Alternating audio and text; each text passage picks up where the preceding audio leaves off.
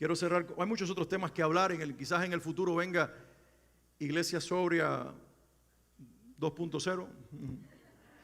Pero hoy tengo que cerrar porque hay una encomienda de hablarles la próxima semana de otro tema.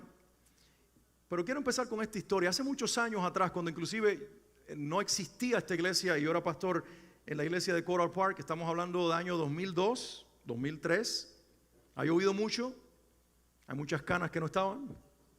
Pero una noche de domingo, después de un servicio que celebrábamos en la tarde, una familia de la iglesia que en aquel momento pertenecía a nuestra congregación y nosotros fuimos a comer a un restaurante. Dicho sea de paso, el presupuesto de ellos y el de nosotros estaba bien estrecho y no podíamos pedir mucho. Les digo esto porque se van a dar cuenta ahora de por qué sucedió lo que sucedió, o más bien, este hermano que me acompañaba tuvo la expresión que tuvo. Cuando yo llego al restaurante acompañado de Swanley, éramos padres todavía de esta familia y no sé si nos acompañaba alguien más, saludo a un hombre que estaba allí en una de las mesas comiendo, que yo lo había acompañado a él en el proceso de enfermedad de su esposa, que batalló con el cáncer, y durante todo el tiempo que lo visitaba en el hospital, oraba por ella, le daba palabra de aliento a este hombre, le presentaba el evangelio, él sacaba la billetera y me quería pagar. Y yo le decía, no, esto no tiene costo, esto no cuesta dinero, yo no estoy aquí por dinero y yo sé que tú no lo estás haciendo porque quieras, porque pienses que yo lo estoy haciendo por dinero, es tu agradecimiento, yo lo agradezco mucho, pero vamos a agradecerle juntos a Dios. La mejor manera de agradecerle que tú tienes es pagándole a Cristo, si se puede usar esa expresión, entregándole tu vida. Él se reía, guardaba su billetera, pero oye, eso lo hacía semana tras semana y yo iba 2 o 3 veces al hospital. Así que era todo el tiempo, porque era un hombre que tenía, no sé si todavía tiene mucho dinero, pero en aquel momento tenía mucho dinero. Así que entramos al restaurante, ya ella había fallecido, había pasado más de un año, él estaba con otra persona inclusive ahí, lo saludo y sigo de largo. Y pedimos escaso, porque el menú era muy amplio, pero la billetera muy estrecha. El asunto es que cuando comimos lo que podíamos comer, le pido a la muchacha que cobra que nos pasara la factura, nos las íbamos a repartir como buenos hermanos el otro y yo. Y me dice ella, la cuenta está pagada. Y digo, pero ¿cómo es posible si nosotros no hemos pagado antes? Y me dice, el señor de aquella mesa pagó la cuenta, se desquitó. Y él sonriendo levanta la mano y me hace como diciendo, al fin lo logré. Pero esa no es la historia. El que está al lado mío dice, chicos, si hubiéramos sabido, hubiéramos pedido todo el menú. Si hubiéramos sabido, hubiéramos dicho, tráeme esto y langosta y camarones y tráeme un churrasco, pero el grande, el que cuesta más de $30. Y eso me ha hecho pensar a lo largo de los años, recordando esta historia, que así somos nosotros con la gracia de Dios. Como nos enteramos que hubo uno, Jesús, que pagó la cuenta, queremos gastarnos el menú de esta vida, porque en definitiva ya no hay nada que hacer para ganarnos la salvación. Ya Él pagó todo. Dame el menú completo, no importa lo que produzca, no importa lo que suceda. Él ya pagó, la cuenta ha sido pagada. Esa es la última frase de Jesús en la cruz. Consumado es, cuando lo traduces, lo transliteras del griego, tetelestai, la frase sería, la deuda ha sido pagada. Y tú cuando escuchas eso, que te lo presentan en la iglesia, crees en Cristo y tú dices, no tengo nada que hacer, dame el menú completo de la vida, lo bueno y lo malo. De todas maneras, Cristo ya pagó por mí. Y eso da lugar a un movimiento que hoy, como nunca antes, como una respuesta a un movimiento de décadas anteriores, este movimiento que viene durante los siglos con otros nombres, ha resurgido muy fuerte y se conoce como la hipergracia. ¿Sabe lo que es un niño hiperactivo?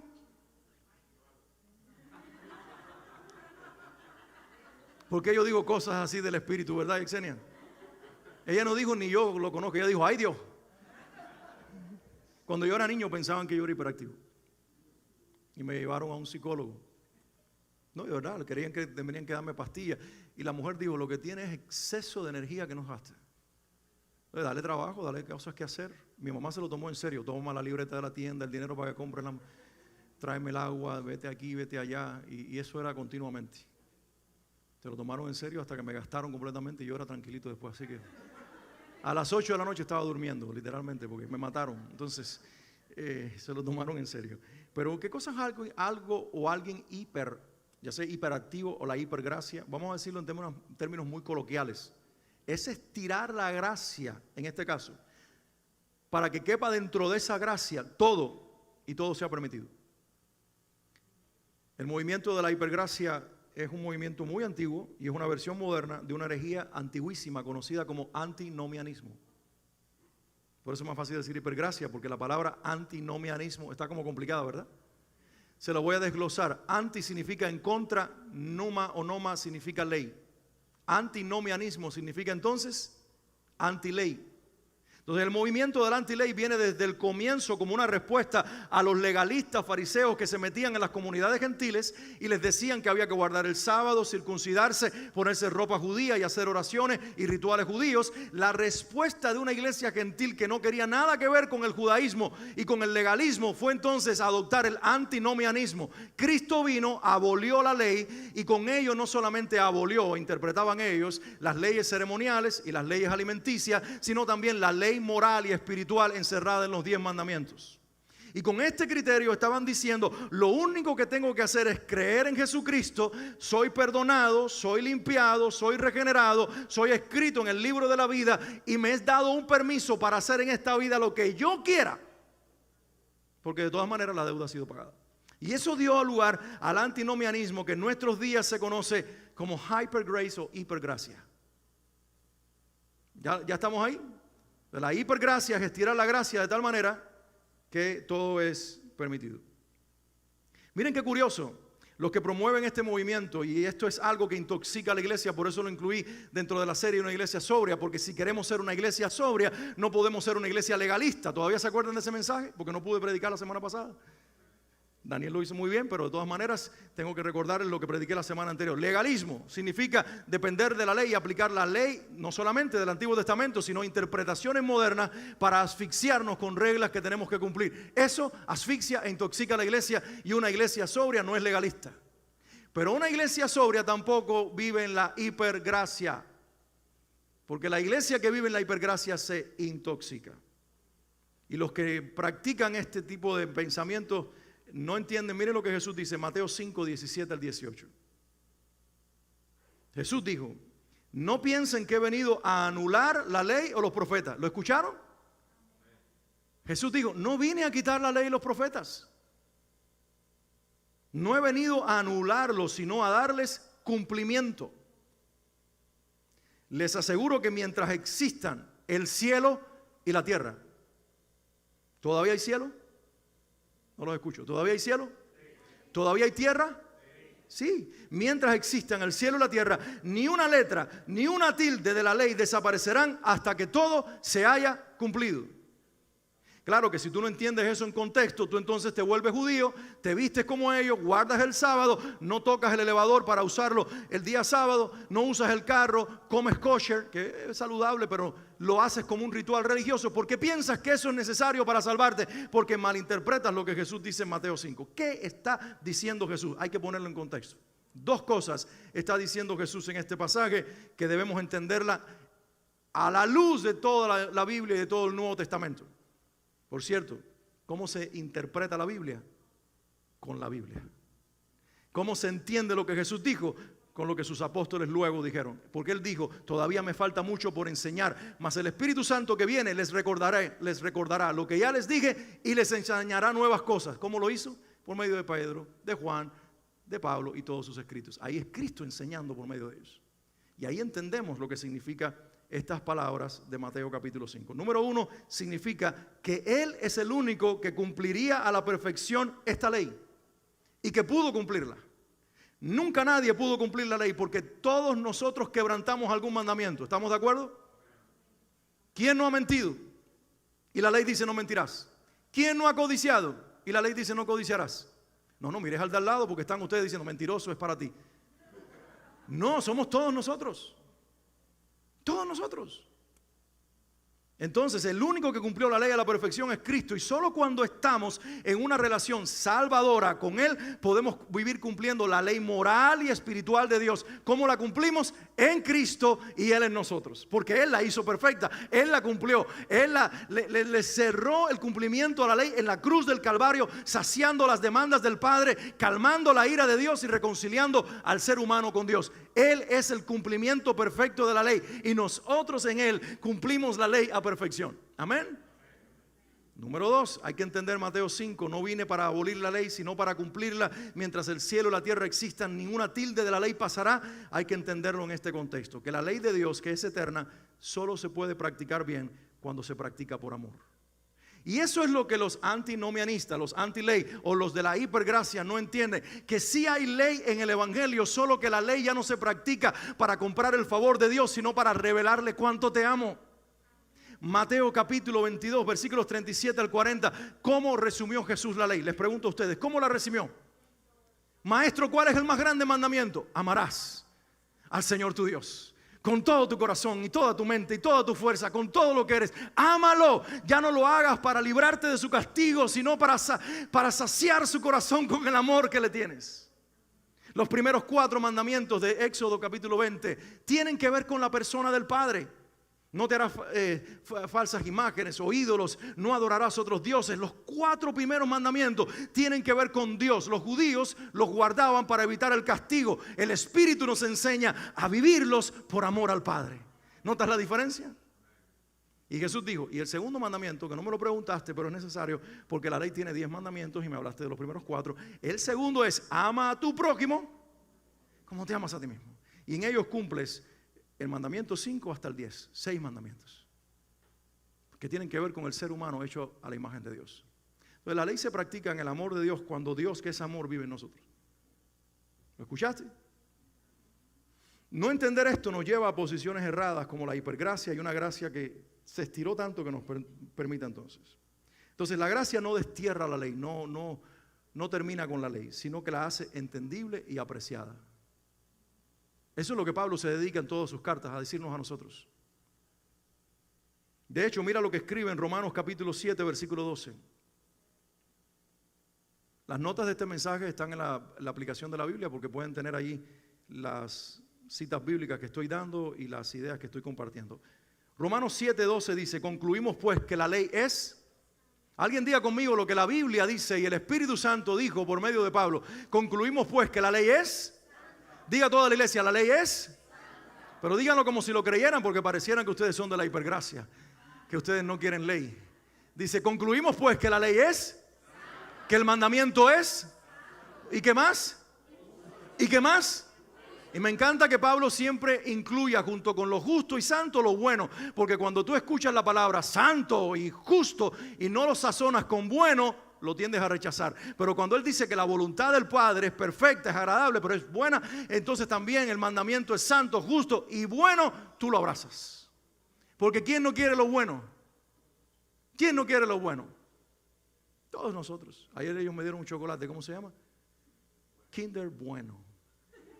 Y yo le dije, dame otro. Thank you, Saro. Ella fue la que lo regaló. Dame otro, Kinder Bueno. Yo dije, pues lo quiero, porque todo lo que tiene la palabra bueno lo queremos. Y dice aquí la palabra del Señor. Concluimos pues que la ley es santa, que el mandamiento es santo, es justo y es bueno. ¿Ven? Nuevo Testamento, Pablo en congruencia con el Señor, hablando por el mismo Espíritu. La ley no es rechazada por el Evangelio de la Gracia, es abrazada y es declarada santa, justa y buena. Otro pasaje más de la Biblia, 1 Timoteo 1:8. Ahora bien, sabemos que la ley es, diga toda la iglesia conmigo, la ley es buena y si se aplica como es debido. El asunto es cómo la aplicamos. Concluimos pues que la ley es santa, que el mandamiento es santo, justo y bueno. Y luego, ahora bien, sabemos que la ley es buena si se aplica como es debido. 1 Timoteo 1:8. Saben, hace algunos años visitamos una iglesia. En aquel entonces yo estaba todavía bajo el liderazgo del pastor Jorge Comesañas, y él me habló de un pastor aquí en el área de Kendall que había heredado el ministerio de una iglesia muy grande y muy conocida. Y él me dijo, lo conocí, estuve en un evento, ellos quisieron honrarme por algo que yo les enseñé, un método evangelístico que les enseñé al fundador de ese ministerio. El muchacho que está pastoreando la iglesia es un pastor joven, relativamente como tú. Quiero que lo conozcas, aquí está su número, pónganse de acuerdo y reúnanse. Llamé a este pastor, él me invitó a comer, fuimos a almorzar juntos. Se creó una cierta identificación y él me dijo, ¿estás ocupado el sábado en la noche? No, ven con tu esposa a una reunión de la iglesia, quiero que experimentes de primera mano lo que estamos viviendo. Fui, me encantó, la verdad, y seguíamos y íbamos de vez en cuando y realmente fue una bendición. Pero allí una noche escuché al fundador de este ministerio, un hombre carismático en el sentido de esas personalidades atractivas y electrizantes. De esa gente que cuando llega a un lugar todo el mundo la nota. Extrovertidos, gente que sabe comunicar, de esas personas que cuando hablan la gente se le cae la mandíbula de admiración. De esas personas que tienen esa característica. Y ese hombre se subió por sobre la plataforma y empezó a predicar, y la manera en que predicaba, al menos a mí me pareció increíble. Pero de momento él empezó a jugar con ciertos criterios que yo consideré que estaban totalmente equivocados. Él empezó a hablar de que tú y yo somos dioses, y jugando le decía a los hombres, digan a las mujeres que están divinas, y cosas por el estilo, muy, muy desagradables. Y de momento habló de que en la noche anterior él estaba con unos artistas que estaba acompañando en su acercamiento al Señor en una conocida discoteca de South Beach. En mi interior se generó este pensamiento: falta poco para que este hombre, si Dios no cambia su parecer, caiga. Va a caer. Es imposible uno estar revolcándose donde está el pecado y no sentir deseo por él. Al poco tiempo él dijo que un ángel se le apareció y le reveló que él era un patriarca y que podía tener al menos 2 mujeres. Claro, porque cuando estás en una discoteca y tú ves a todas esas mujeres bailando y tú dices, no, con una sola no. La carne se despierta. Claro, sí, porque todo es el ambiente en el que tú estás. Porque aún el que está dentro de la iglesia viene de ese mundo. Lo que tú consumes es lo que tú terminas haciendo. Por eso el énfasis en que nosotros entendamos que no podemos vender legalismo, pero sí santidad. El legalismo tiene que ver por fuera, tapa lo sucio. Jesús decía a los legalistas fariseos, ustedes son un sepulcro blanqueado, pintaditos por fuera con apariencia de religiosidad, pero dentro están podridos. Eso no es lo que predicamos aquí, pero sí predicamos santidad, sí predicamos consagración, sí predicamos que nuestro ambiente sea un ambiente propicio para que cuando nosotros en nuestra vida diaria tomemos decisiones, glorifiquen a Dios, honren lo que Él honra y amemos lo que Él ama. Al poco tiempo el propio pastor que yo había conocido y otros líderes más tuvieron que decirle a aquella congregación, en aquel entonces de unos cuantos miles de personas, 36 iglesias, que este hombre que les cuento había establecido en las naciones, principalmente Latinoamérica, un hombre usado por Dios, pero que se descarrió, que pensó que la libertad le daba la oportunidad de meterse en cualquier lugar. Soy fuerte, nada me va a hacer daño, el Espíritu Santo está conmigo, no importa que yo aquí esté en estos ambientes, y se lo comió. Porque el que crea estar firme, cuide que no caiga. Mi gran secreto y el tuyo para permanecer de pie es no estar de pie, es estar de rodillas diciéndole, soy débil y te necesito. De esta posición nadie te tumba. De esa posición nadie te tumba. Pero en el momento que diga, soy súper fuerte, yo soy un súper apóstol, soy un súper pastor, todos los súper van cabeza abajo. Aquí el único súper se llama Jesucristo. Y nosotros necesitamos estar dependiendo de Él y conocer la basura que conocemos. Admiro que somos y que tenemos dentro. Pastor, que yo soy santo. Sí, pero estás en un proceso todavía. Y el Espíritu está santificado, está sentado con Cristo en el cielo, en el Espíritu. Pero en la carne necesitas crucifixión. Si algo admiro de las enseñanzas de Spurgeon es que él decía, tu peor enemigo no es el diablo, tu peor enemigo no son los opositores de la iglesia, tu peor enemigo, ponle tu nombre, eres tú.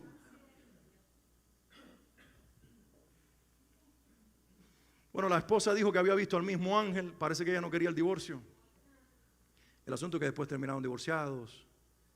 Una desgracia, una desgracia. El otro ejemplo que quería presentarles es de un pastor conocidísimo que ya murió. Empezó en un canal de televisión aquí en Miami y empezó a hablar de esta gracia permitida que te permite hacer cualquier cosa.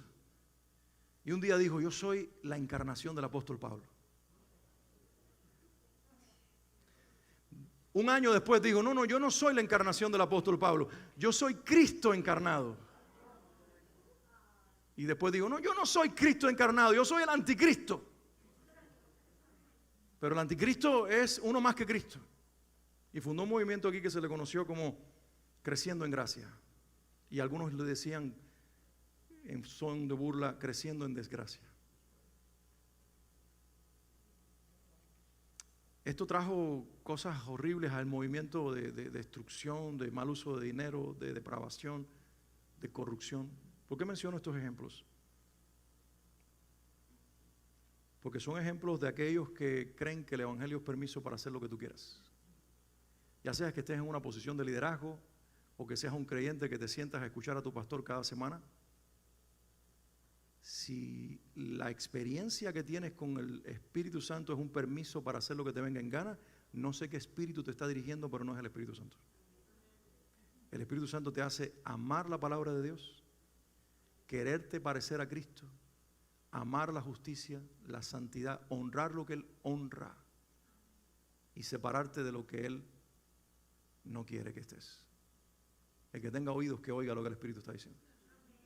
Y cada uno de nosotros sabemos qué te hace daño, qué te destruye, dónde está tu debilidad. Es obvio que este hombre habló de una supuesta fortaleza espiritual para meterse en bares, en cantinas y en discotecas bajo la suposición de que nada de eso le hacía daño, y era una mentira de su propio corazón porque a él le gustaba ese ambiente. Porque dice la Biblia que cuídate de tu propio corazón, porque es más engañoso que cualquier cosa. Y cuando el corazón te quiere engañar es más espiritual que el Espíritu Santo. Y empieza a decirte cosas que suenan muy lindas, y el primero que te habla bien de ti es tu corazón. Tú puedes, tú tienes la superunción, yo estoy contigo. Y el que te está hablando no es el Espíritu Santo, es tu corazón, claro que está contigo. Ese se va a morir contigo. Tú puedes entrar, entremos juntos. Claro, si eso es lo que él quiere, la carne quiere eso. Y tú de tonto empiezas a aceptar todas esas cosas, y eso ha destruido pastores y hombres conocedores de la Biblia que la saben manejar. Se han convertido en falsos predicadores, cuanto más tú y yo.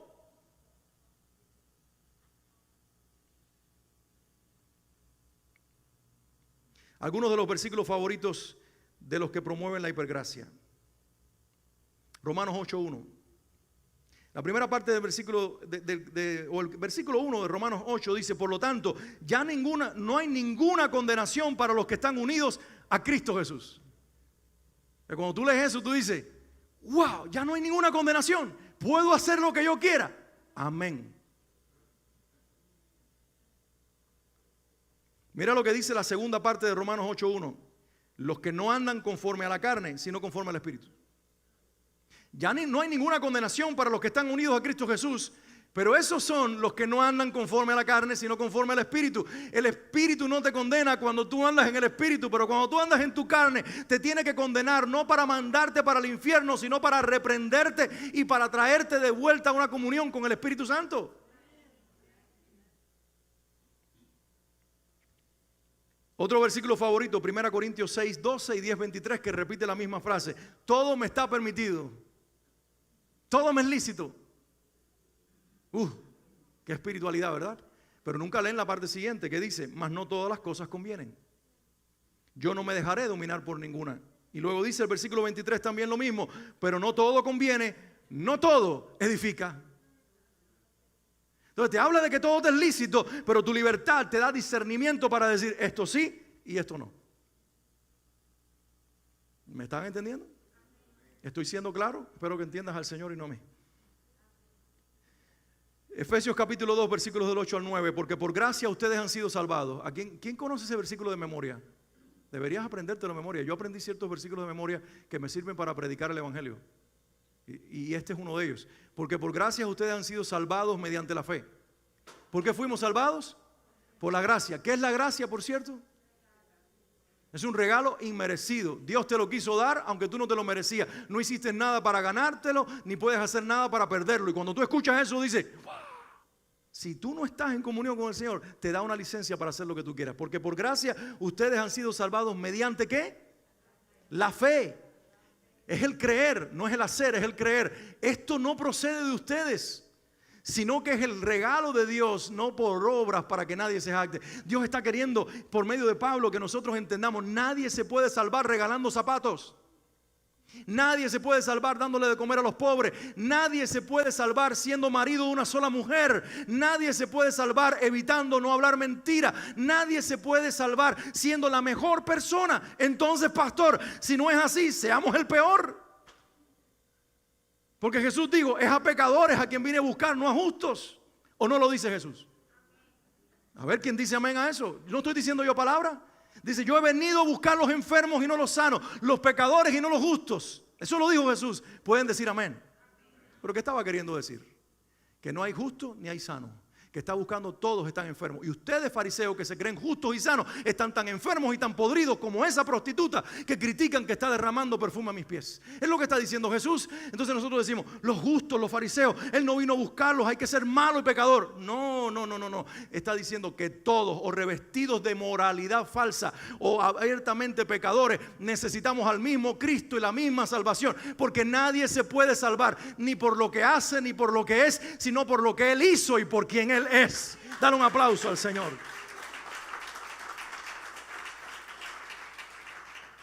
Pero ¿saben qué dice Efesios 2:10?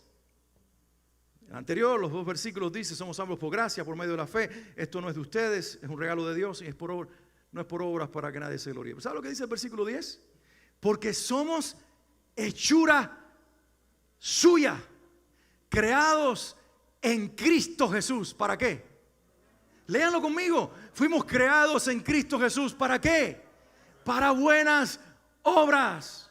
¿Alguien me puede decir qué es una buena obra? ¿Alguien me puede decir? ¿Tienen permiso para decirme qué es una buena obra? Eso es lo que siempre pensamos. Y está incluido, mi hermano, no están equivocados. Hacer el bien, un acto de caridad. Pero una buena obra es que yo sea marido de una sola mujer. Una buena obra es que yo sea padre de esos niños y me involucre en la paternidad de ellos. Una buena obra es que yo le predique el evangelio a alguien que se está perdiendo. Una buena obra es orar por un enfermo. Una buena obra es sostenerte en tu necesidad. Una buena obra tiene que ver con todo el paquete de la obra del Espíritu Santo a través del creyente, incluyendo darle de comer a los pobres. Pero una buena obra no es lo que enseñó la Iglesia Católica. Caridad. Ahora permanecen estas 3: la fe, la caridad y el amor. No, señores, la buena obra tiene que ver con darle de comer al que necesita, pero también tiene que ver con nosotros vivir moralmente a la altura del Cristo que vive en nosotros. Ahora, lo que sucede es que tú y yo no podemos producir esa buena obra. La está produciendo en nosotros. Ponme el versículo si puede. La está haciendo el que nos hizo a su imagen, el que nos creó en Cristo Jesús. Es Él en nosotros produciendo esas obras. Tú y yo simplemente le estamos dando rienda suelta al Espíritu Santo para que produzca deseos que son los de Dios. Te recuerdo un versículo que está en Filipenses y no está en mis notas. Dios es el que produce el querer como el hacer por su buena voluntad. Él te produjo el querer creer y después que creíste te produce el hacer en el creer la obra de Dios como un reflejo y un testimonio de que estás en Cristo. ¿Están aquí todavía? ¿Están recibiendo algo en este día? No, porque a veces los veo como que están ahí, se me queman los frijoles. ¿La carne la dejé puesta o no? Señores, crucifiquen la carne. Crucifiquen la carne. Hay una palabra que te puede cambiar la vida, porque estamos viviendo en una sociedad donde se nos está vendiendo un evangelio que es o legalismo o gracia barata. Y esta expresión, gracia barata, no la acuñé yo. Fue Dietrich Bonhoeffer, el predicador alemán que combatió contra los nazis y murió como ser un representante de Cristo. Y él escribió acerca de la gracia barata, la gracia que abaratamos. Cuando nosotros creemos que porque Cristo murió por nosotros y la salvación es gratuita, nosotros podemos hacer lo que nos venga en gana. No, señores, la salvación es gratuita porque alguien pagó en nuestro lugar, pero el precio que pagó es el más grande. Y tenemos nosotros que honrar esa sangre, porque el escritor de Hebreos dice: ¡ay de aquel que pisoteare la sangre del que murió por él! Y cuando tú vives no como un redimido, estás pisoteando la sangre de tu Salvador.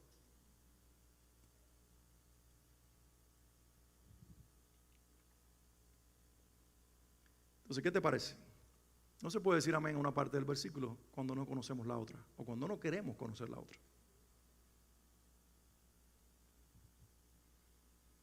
La hipergracia se asocia con 2 problemas espirituales muy graves que están presentes en la iglesia hoy. Número 1, una interpretación incorrecta de la seguridad de la salvación. Hay una expresión que puede parecer verdadera, pero es un problema según la interpretación de este movimiento. Salvos, siempre salvos.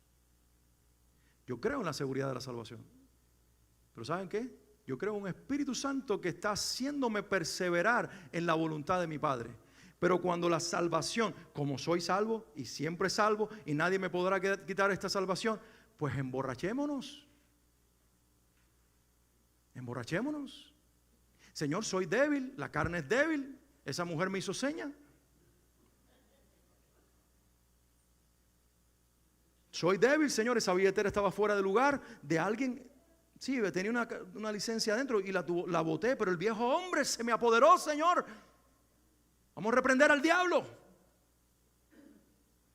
Y yo creo en reprender al diablo, yo no minimizo eso. Yo creo que estamos en una guerra espiritual. Lo que me llama mucho la atención es cristianos que deben ahora dejar de reprender al diablo y crucificar su carne porque están resolviendo el asunto, echándole la culpa al diablo. Y el diablo dice, yo no hice eso. Yo no me cogí esa billetera, yo no boté esa licencia, yo no me quedé con el dinero ajeno, yo no toqué la mujer del otro, yo no miré lo que no tenía que mirar. Fuiste tú. Y el diablo usará eso para acusarte en la eternidad. Y somos tú y yo los que tenemos que primero, antes que reprender al diablo, crucificar el yo. Porque es el yo crucificado el que sabe cuándo reprenderlo correctamente y echarlo fuera. Gálatas 2:20, no están mis notas, pero te lo deberías aprender de memoria. Con Cristo estoy junto crucificado.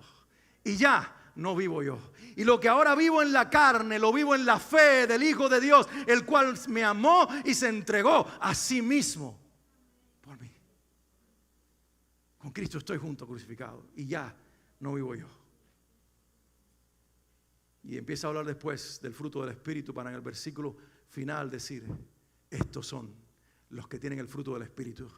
Los que viven el fruto del Espíritu. Estos son los que han crucificado la carne con todos sus deseos. Les estoy dando secretos espirituales.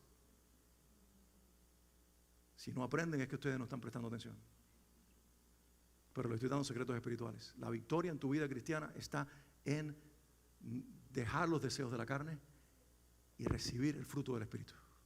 Y dejar que se manifieste. Y dejar, pastor, ¿qué es el fruto del Espíritu? Te lo dejo de tarea. Gálatas 5, 22, 23. Y luego en el 24 habla lo que acabo de mencionar. Y ahí te aprendes las 9 manifestaciones del fruto del Espíritu.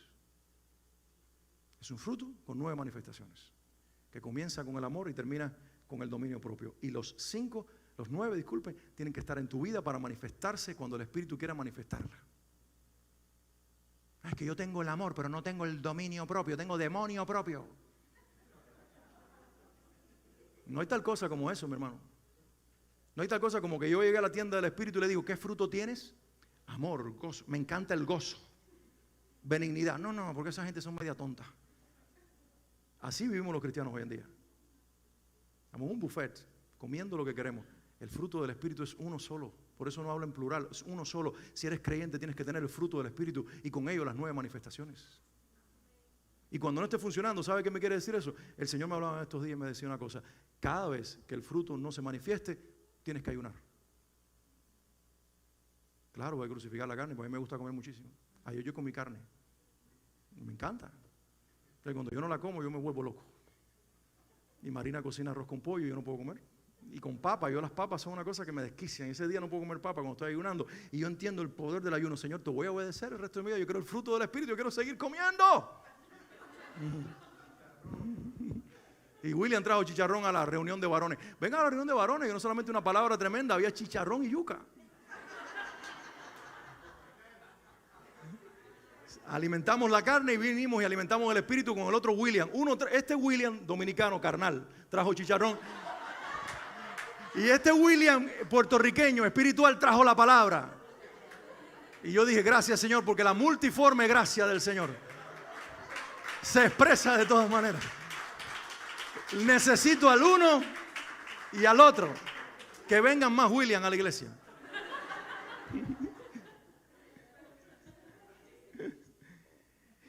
El otro problema con la hipergracia, ya se olvidaron del anterior porque como se metió un canal ahí extraño.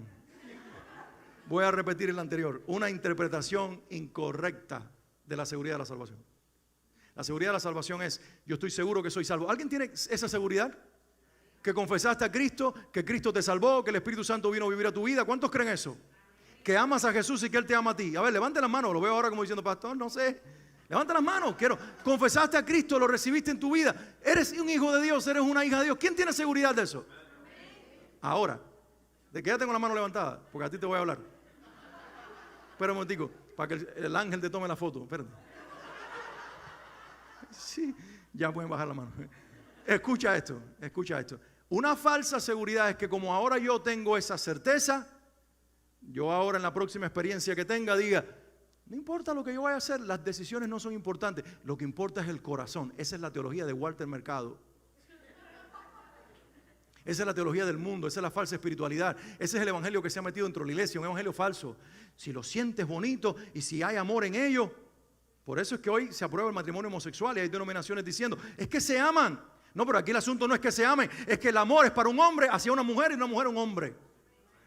Y amar al homosexual es llevarlo a la convicción de que si es varón, con todos los órganos y el cuerpo y todas las implicaciones hormonales e inclusive químicas, mi amor por él es dignificar su virilidad masculina y acompañarlo hasta que reconozca que ser varón no es una desgracia, ni es que está atrapado en un cuerpo de varón, una mujer. Eso es un demonio que te lo está haciendo creer. Yo te voy a respetar, yo te voy a dignificar. Yo trabajé como homosexual hace 20 y pico de años en esta ciudad y cuando lo pusieron al lado mío, yo tenía 24 años y los demás varones del incrédulo me dijeron, uy, tú eres a mí medio bien parecido, ese se va a poner para ti. Yo le dije, a él lo voy a tratar como un varón y conmigo se va a comportar como un hombre. ¿Sabes por qué? Porque de todos ustedes, el único que lo va a respetar y amar como persona soy yo. ¡Pum! Y ese muchacho yo le llamaba por su nombre. Los demás le decían loca. Yo le decía su nombre. Ellos se reían de él. Jamás me reí de él. Porque nosotros decimos, el mundo dice, yo amo a los homosexuales. No, te estás burlando de ellos. ¿Qué estás diciendo María cuando se llama José? Yo lo trataba por su nombre. Lo trataba como un hombre. Y él empezó a volverse un hombre conmigo. En esas 8 horas de trabajo, él era un hombre. Hablaba serio, la voz le volvió gruesa. Me respetaba y se abrió conmigo y un día me dijo, fue en una iglesia cristiana donde un hombre me llevó al homosexualismo. Y ese día yo dije, cuando yo sea padre, así el más santo y el más puro en la iglesia va a tener los ojos míos arriba. Y los muchachos de la iglesia también, porque las iglesias son los lugares donde vienen los perversos a contaminar los corazones de los que están puros. No querían que hablara como tenía que hablar. Abran los ojos, porque aquí todo el mundo no es ángel. El ángel es el Señor. Los ángeles sirven al Señor, están en el cielo. Y el Espíritu Santo es santo. Pero hay muchos carnales en la iglesia que se meten para engañar. Los niños, que no todo el mundo se la siente en las piernas. Que no todo el mundo lo abraza. Mi papá me decía, caramelo de nadie. Yo. Me soltó para la calle a los 6 años, pero me entrenó. Regalito de ningún hombre. Pero estoy abriendo los ojos a algunos padres aquí porque a lo mejor están en la luna de Valencia. Entonces hay una falsa seguridad de salvación que viene producto de eso. En segundo lugar, el universalismo. ¿Han escuchado esto es un concepto teológico, ¿saben? Para aquellos que les encanta el conocimiento, les estoy dando algo ahora. Aquellos que dicen, enséñame doctrina, universalismo. ¿Qué es eso? Es una forma de interpretación teológica que dicen cuando Cristo murió, Juan 3:16. ¿Qué dice Juan 3:16? Porque de tal manera amó Dios al mundo que dio a su único hijo. Y ahí se paran. Y ellos dicen, ¿lo ves? ¿Por quién murió Cristo? Por el mundo. Y cuando Cristo murió en la cruz del Calvario, ¿por quién pagó? Por el mundo. Por lo tanto, ya el mundo no tiene que venir a Cristo, sean mahometanos, o budistas, o confucianos, o taoístas, o la religión, o lo de las piedras, la nueva era. Crean lo que crean, sin querer, sin saberlo, están sirviendo y adorando al mismo Dios. Cristo murió por ellos y en el día final, cuando Él venga, todos estaremos en la nueva tierra, todos estaremos en el cielo y entonces ellos sabrán que la piedra a la que oraban era Jesús, que el Mahoma al cual adoraban era el mismo Jesús, que Buda, Panzón era Jesús. Porque no importa, están confundidos ahora.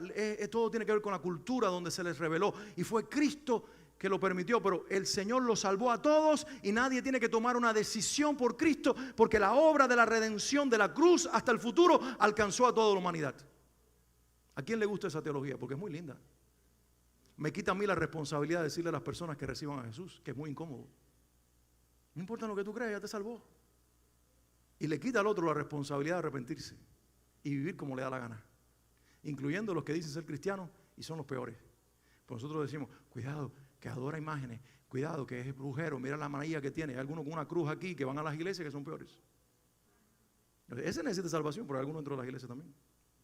El universalismo mete a todo el mundo en el paquete. Cristo murió ¿Y qué pasa con esos que creen en el universalismo? Que no leyeron Juan 3:16 completo. ¿Qué tal si repetimos ese pasaje un momento? Que por cierto también te lo debes aprender de memoria. Te he dicho ya 3 versículos que te deberías aprender de memoria. Pastor, ¿y por qué la memoria? Porque la salvación afecta a todo, incluyendo el intelecto.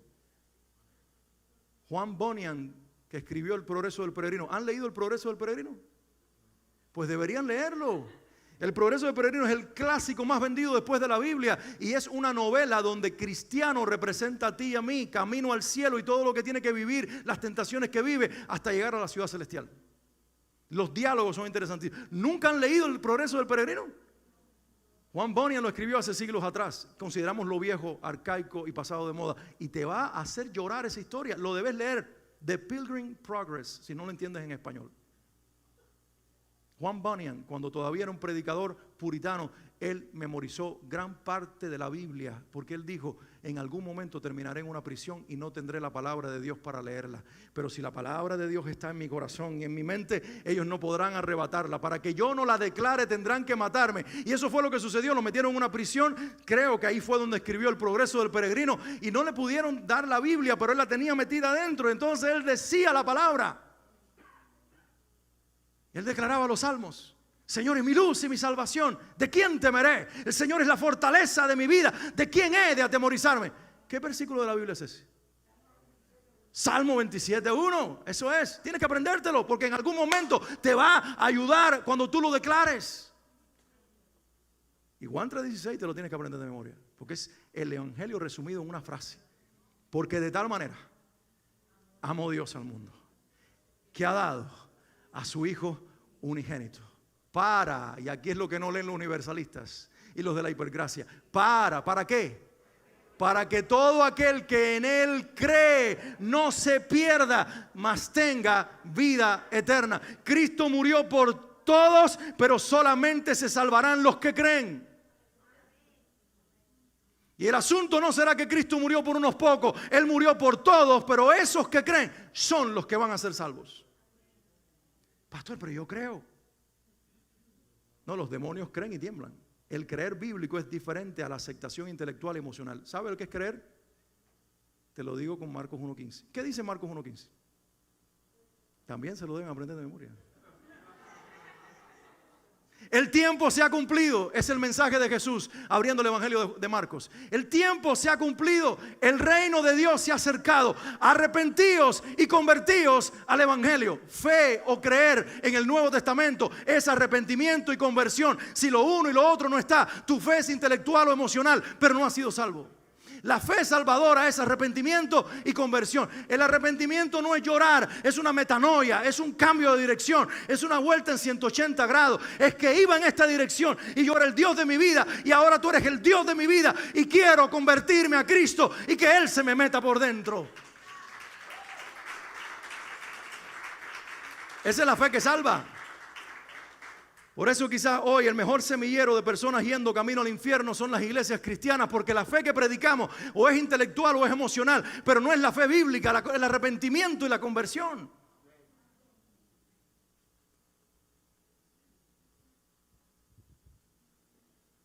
Hace muchos años un predicador muy atractivo que hacía unos videos increíbles, se llama Numa, era muy rock bell, me encantaba, ¿sabes? Porque tenía una gracia para explicarlo.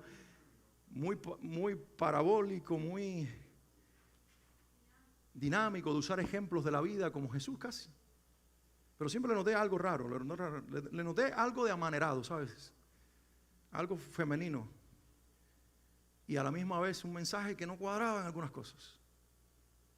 En un momento le escribió un libro que se llama Love Wins. Y en ese libro él negó la realidad del infierno. Y dijo que el infierno no existe porque Jesús no va a enviar a nadie al infierno. Es verdad, Jesús no va a mandar a nadie al infierno. La Biblia dice eso. Dice Juan 3:17. Que Él no vino para condenar a nadie, sino para salvar a todo el que cree. Porque el que no cree, dice Juan 3:17, ya ha sido condenado. Es decir, la condenación se la autoimpone el ser humano que nació en pecado y luego practica el pecado y se te ofrece la salvación y no quiere creer. Entonces, lo que no entienden estas personas cuando dicen, Jesús no envía a nadie al infierno, Él es la autoridad suprema y Él tiene que decir, tienes que ir al infierno. Porque el que no quiso estar conmigo en la vida, ¿cómo querrá estar conmigo en la eternidad? Porque me vio y se dio cuenta que yo era real. Dijo Rick Warren, y algo que me encantó, la vida física natural es tan solo un punto en una línea llamada eternidad. Pero todo lo que sucederá en esa línea ininterrumpida que se llama eternidad depende de lo que hagamos en ese punto que llamamos vida. Es una decisión por Cristo que marcará tu destino eterno. Y es una realidad. Es verdad que no andamos condenando a todos ni mandándolos al infierno. Yo no mando a nadie al infierno. Los quiero a todos en el cielo. Mi misión no es poblar el infierno condenando gente. Mi misión es despoblarle el infierno al diablo y poblar el cielo. Pero para que eso suceda, la gente tiene que saber que lo uno y lo otro es real. Que el cielo es real, que el infierno es real. Y que quieran ir al cielo por la vía correcta. Porque al cielo no se va por atajos. Al cielo se va por un solo camino. ¿Qué dice Juan 14:6? Yo soy el camino, la verdad y la vida. Nadie viene al Padre si no es por mí. Te lo tienes que aprender de memoria. Concluyo. Una iglesia que abraza la hipergracia, por añadidura una falsa seguridad de salvación y ese universalismo extravagante, será una iglesia borracha y no sobria, que producirá falsos cristianos, con una conciencia tranquila mientras van de camino al infierno.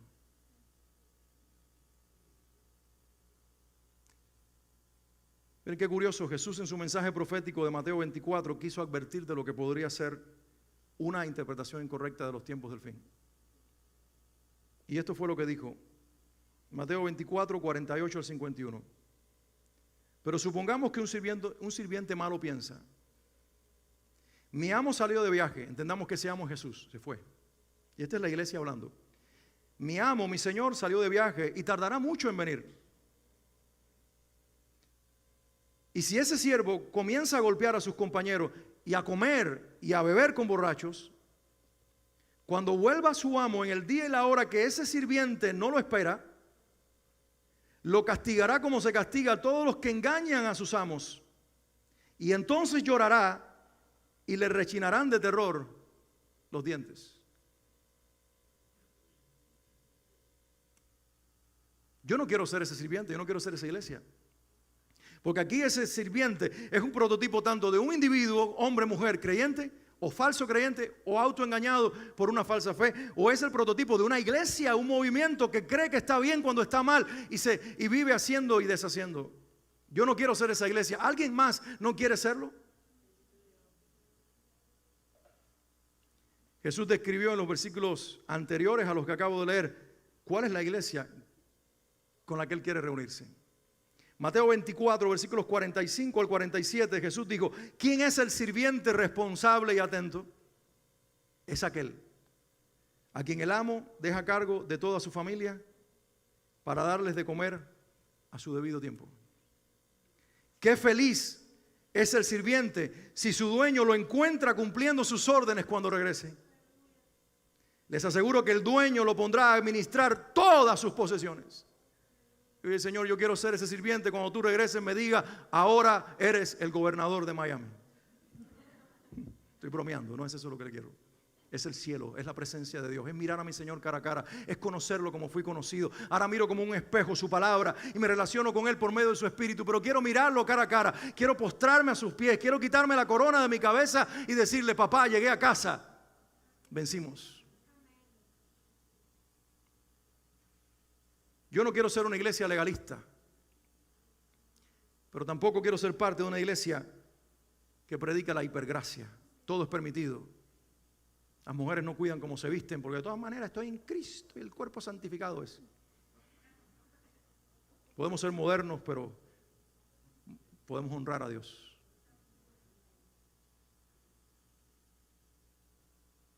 No todo nos está permitido, ¿o sí?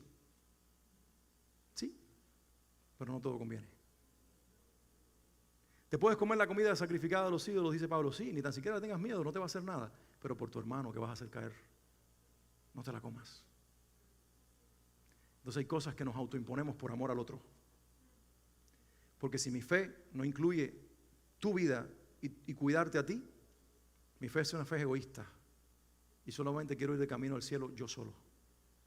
Pero una fe verdadera me interesas tú. Y ahí se cierra lo que Pablo enseñó en su carta. Ocupaos en vuestra salvación con temor y temblor. ¿Cómo lo entiendes? Me voy a ocupar de mi salvación. No dice mi salvación, tu salvación. Dice vuestra, la salvación de ustedes. Está en plural, ¿sabe por qué? Porque para yo estar bien, Migdalia tiene que estar bien en su fe. Para que Migdalia y yo estemos bien, Daniel tiene que estar bien en su fe. Para que nosotros tres estemos bien, Shuni tiene que estar bien en su fe. Y tiene que haber un ocuparnos, no un meternos en la vida de los demás, pero sí un cuidarnos. Y sobre todo tengo que cuidar cómo yo vivo a Cristo para que ellos se enamoren del Cristo que ven en mí y digan, yo quiero vivir como mi hermano vive y amar a Jesús como Él lo ama. Quiero que te pongas de pie.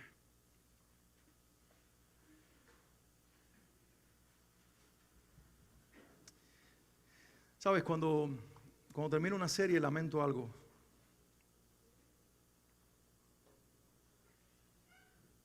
Si me regalan 5 minutos más, no se vaya nadie, por favor. Voy a decir algo muy importante. Cuando se termina una serie, lamento una cosa. Vivimos una sociedad tan rápida que ya el martes, ¿qué digo el martes? Esta tarde ustedes no sabrán que yo prediqué. Vamos a empezar una nueva serie la próxima semana, un mensaje nuevo. Y yo digo, Señor, estamos viendo de mensaje en mensaje. Y ya no nos acordamos del anterior, de qué predicamos la semana pasada. Y mi oración es que la palabra arda en tu corazón y tal vez tú no te acuerdes de los detalles, mucho menos de las bromas, hermanos, que surgen en el momento. Y Suani me decía hace unas semanas atrás, Alex, tengo miedo de que con la risa se olviden del mensaje. Y yo le decía, mi amor, no era mi intención hacer reír a nadie, como tampoco hoy. Eso surge natural. Esas son las benditas personalidades que a veces queremos quitar del medio, pero están ahí. ¿Qué vamos a hacer con ellas? Pero no quiero que te confundes y que esto se quede en risa. Ni tampoco se quede en una semana más que pasó. Me interesa la vida de ustedes.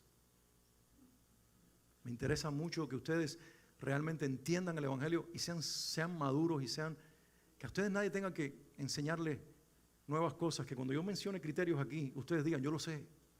No porque están leyendo a McDonald's. No, se llama, sí, hay un predicador por ahí medio McDonald's que con un tabaco en la boca te dice, todo es permitido. Empezó muy bien. Walk in the word. And today he's smoking a cigar. Porque alguien descubrió que Spurgeon fumaba. No me importa, Cristo no fumaba. Yo no soy seguidor de Spurgeon, soy seguidor de Jesús. Moody era gordo, yo no quiero ser tan gordo como Moody. Señor, ayúdame, por eso estoy corriendo.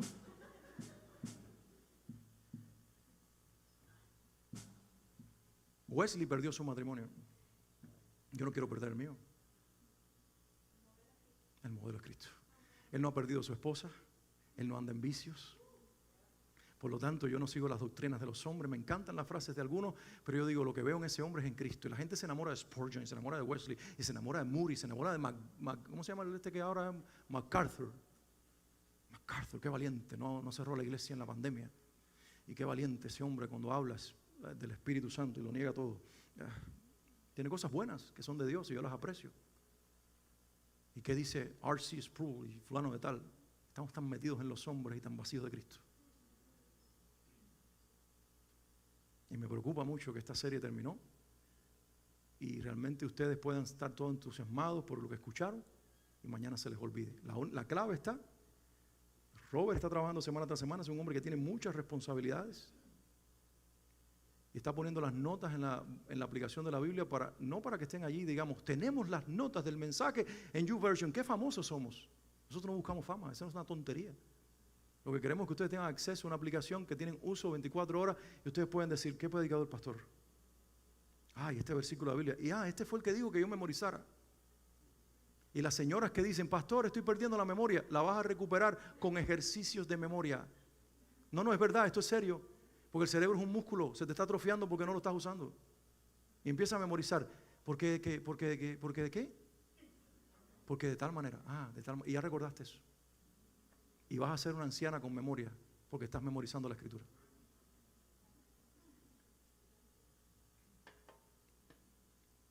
Entonces, cojan las notas. Estamos dependiendo que alguien más te enseñe a ser un cristiano. Hazlo tú. Y luego tú vierte sobre los demás. ¿Alguien dice amén a eso? Digo conmigo, yo no quiero ser una iglesia legalista. Tampoco quiero ser una iglesia de hipergracia. Yo quiero ser la iglesia de Cristo. Yo quiero amarlo a Él y amar su palabra. Quiero tener comunión con su Espíritu Santo. Quiero rendirme a su persona. Quiero tenerlo todo de Dios y que Él tenga todo de mí. Recuerden que es la oración de este día.